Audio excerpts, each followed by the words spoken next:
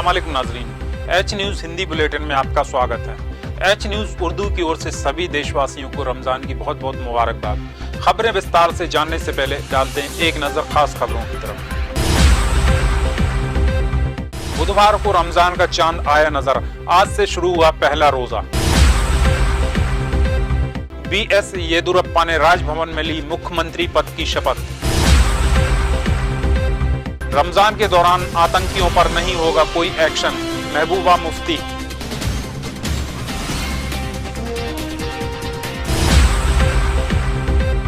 बिजली का तार गिरने से 2 स्कूली छात्रों की मौत। पश्चिम बंगाल पंचायत चुनाव के नतीजे, सभी 19 जिलों में टीएमसी आगे। उन्नाव गैंगरेप केस में 2 पुलिस अधिकारियों को सीबीआई ने किया गिरफ्तार। अब खबरें विस्तार से। रमजान माह के पाक महीने का इंतजार रखने वालों के लिए काफी कश्मकश के बाद चांद दिखने की खबर आई। देश के प्रमुख मुस्लिम संगठन जमीयत-ए-उलमा-ए-हिंद और अन्य उलमा ने बुधवार को ऐलान किया कि गुरुवार को पहला रोजा होगा। इस बाबत शहर की मस्जिदों में भी ऐलान किया गया है। इमारत-ए-शरिया-ए-हिंद के सचिव मुइजुद्दीन ने बताया कि रुयत-ए-हिलाल कमेटी और इमारत-ए-शरिया-ए-हिंद की एक बैठक हुई, जिसमें बताया गया कि तमिलनाडु, आंध्र प्रदेश और कर्नाटक के कई हिस्सों में बुधवार रात चांद दिखाई दिया। उन्होंने बताया कि रुयत-ए-हिलाल कमेटी और इमारत-ए-शरिया-ए-हिंद ने घोषित किया है कि 17 मई को रमजान के महीने का पहला दिन है, यानी गुरुवार को पहला रोजा होगा। दिल्ली के कई इलाकों की मस्जिदों में भी ऐलान किया गया है कि गुरुवार को पहला रोजा होगा। फतेहपुरी मस्जिद के इमाम मौलाना मुफ्ती मुकर्रम अहमद ने भी गुरुवार से रमजान का महीना शुरू होने का ऐलान किया है। उन्होंने कहा कि उत्तर भारत में मौसम खराब है, इस वजह से हो सकता है कि यहाँ चांद नजर नहीं आया हो, इसलिए हमने दक्षिण भारत के राज्यों में चांद दिखने की तस्दीक को मान लिया है। रमजान के महीने का चांद दिखने के साथ ही मस्जिदों में रमजान की विशेष नमाज तरावी भी शुरू हो गई। तरावी की नमाज में कुरान शरीफ को सुनाया जाता है। गौरतलब है कि ऐसा बहुत कम देखने में आता है कि जब भारत और खाड़ी क्षेत्र में एक साथ रोजे शुरू हों। अमूमन खाड़ी देशों में रमजान का ऐलान होने के एक दिन बाद भारत के हिस्सों में रोजे शुरू होते हैं। सऊदी अरब और अन्य खाड़ी देशों में भी कल से ही रमजान शुरू हो रहे हैं। अगली खबर कर्नाटक से आ रही है। कर्नाटक का नाटक जो रात भर दिल्ली में चलता रहा, उसमें फिलहाल बीजेपी पहला राउंड जीतती नजर आ रही है। सुप्रीम कोर्ट ने कांग्रेस की शपथ को टालने की मांग मानने से इनकार कर दिया है। कोर्ट ने फैसले में कहा कि वो राज्यपाल को आदेश नहीं दे सकते और शपथ पर रोक नहीं लगाई जा सकती, लेकिन कांग्रेस के लिए भी इस फैसले में कुछ राहत की बात दिखाई देती है। पहले तो कोर्ट ने रात भर इस मामले की सुनवाई की। कोर्ट के इस फैसले को येदियुरप्पा के लिए बड़ी राहत के तौर पर देखा जा रहा है। वहीं मुख्यमंत्री पद की शपथ लेने के पहले बीएस येदियुरप्पा ने मंदिर में पूजा अर्चना की। इसके बाद करीब 9 बजे राजभवन पहुंचे, जहां राज्यपाल ने उन्हें प्रदेश के 25वें मुख्यमंत्री के रूप में शपथ दिलाई। बीएस येदियुरप्पा के शपथ ग्रहण समारोह में जेपी नड्डा, प्रकाश जावड़ेकर और धर्मेंद्र प्रधान पहुंचे।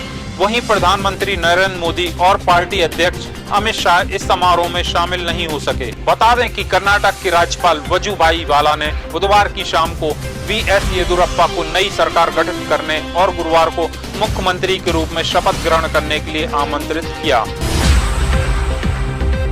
अगली खबर जम्मू कश्मीर से आ रही है, जहां जम्मू कश्मीर में रमजान के दौरान सुरक्षा बल आतंकियों पर कोई कार्रवाई नहीं कर सकेंगे। दरअसल कुछ दिन पहले राज्य की मुख्यमंत्री महबूबा मुफ्ती ने केंद्रीय गृह मंत्रालय को यह प्रस्ताव भेजा था, जिसे अब मान लिया गया है। लिहाजा अब रमजान खत्म होने तक राज्य में सुरक्षा बल आतंकियों पर कोई कार्रवाई नहीं कर सकेंगे।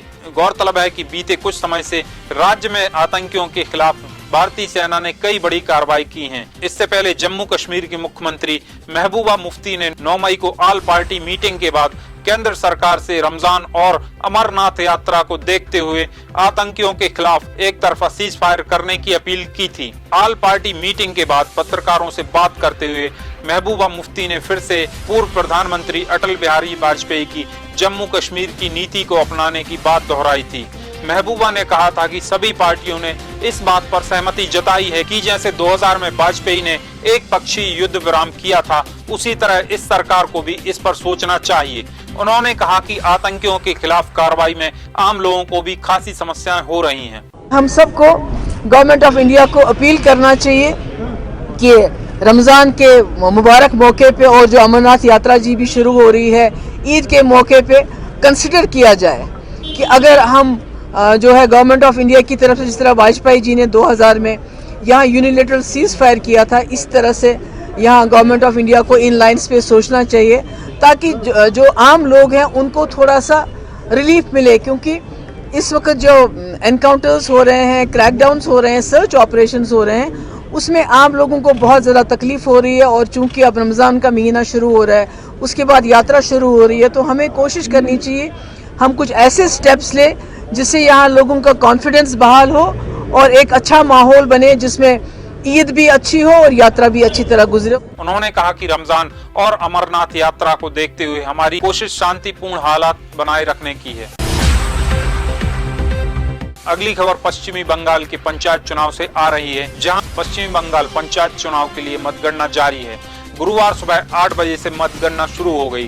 राज्य में 38,529 ग्राम पंचायत समितियों और जिला परिषद की सीटों के लिए मतगणना हो रही है। सूबे के 19 जिलों में 291 केंद्रों पर मतगणना का काम चल रहा है। इससे पहले बुधवार को पश्चिमी बंगाल पंचायत चुनाव में दोबारा हुई वोटिंग के दौरान भी हिंसा हुई। मुर्शिदाबाद में हुई हिंसा में तृणमूल कांग्रेस के 2 कार्यकर्ता घायल हो गए। यहाँ हमलावरों ने हथियारों के साथ हमला किया था, जबकि मालदा के बूथ नंबर 76 पर रीपोलिंग में अज्ञात हमलावर हथियार दिखाकर बैलेट बॉक्स ही उठा ले गए। पश्चिम बंगाल में पंचायत चुनाव के दौरान हुई हिंसा से नाराज कई उम्मीदवारों ने आयोग के अधिकारियों से मुलाकात कर पुनर्मतदान की मांग की थी। इस हिंसा में कम से कम 12 लोगों की मौत हो गई थी और 43 लोग घायल हो गए थे। विपक्षी दलों ने तृणमूल के आतंक का राज उजागर होने का आरोप लगाया है। हालांकि तृणमूल इन आरोपों को निराधार बता रही है। अगली खबर उन्नाव गैंगरेप केस से जुड़ी आ रही है, जहां सीबीआई ने उन्नाव में एक नाबालिग पीड़िता के पिता की पुलिस हिरासत में मौत के मामले में उत्तर प्रदेश पुलिस के 2 पुलिस अधिकारियों को गिरफ्तार किया है। इस नाबालिग लड़की से बलात्कार के आरोप में बीजेपी विधायक कुलदीप सिंह सेंगर को गिरफ्तार किया गया था। अधिकारियों ने बताया कि उप निरीक्षक अशोक सिंह भदौरिया और उप निरीक्षक कामता प्रसाद को इस मामले में गिरफ्तार किया गया है। दोनों उन्नाव जिले के माकी थाने में तैनात थे। दोनों फिलहाल निलंबित हैं। अधिकारियों ने बताया कि दोनों को सक्षम अदालत में पेश किया जाएगा। उन्होंने बताया कि दोनों को आपराधिक साजिश रचने और सबूतों को नष्ट करने के आरोप में गिरफ्तार किया गया है। गौरतलब है कि उन्नाव की इस युवती ने आरोप लगाए थे कि 4 जून 2017 को उसके साथ बीजेपी विधायक कुलदीप सिंह सेंगर ने रेप किया। आरोप है कि शशि सिंह नाम की महिला नौकरी का झांसा देकर युवती को विधायक कुलदीप सिंह सेंगर के पास लाई थी, जहां उसके साथ रेप किया गया। आज की खबरों में बस इतना ही। देखते रहिए एच न्यूज़ उर्दू। अल्लाह हाफिज।